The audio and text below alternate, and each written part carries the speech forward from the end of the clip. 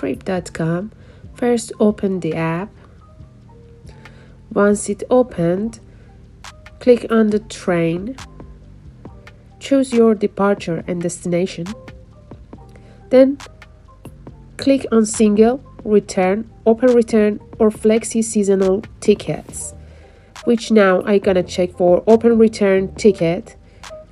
Then go for updating your date, which for me it's tomorrow at 6 o'clock. Done. Adult. And if you have rail card, you only need to add your rail card, or if you bought through trip.com, it's already there. So search it.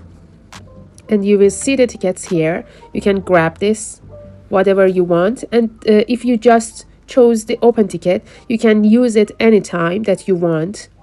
Here, if you go there, you will see here that you can use it anytime.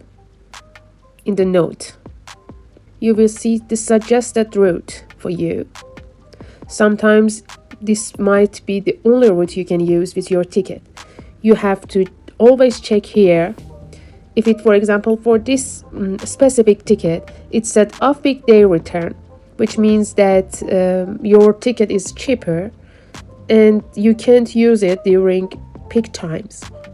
You can continue.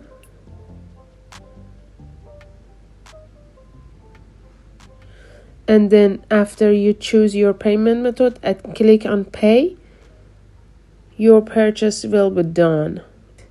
You can come to my bookings,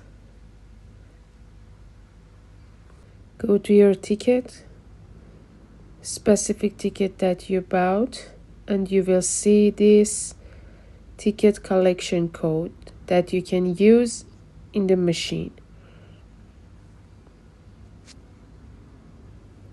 Here you can collect your ticket from ticket machine at the station.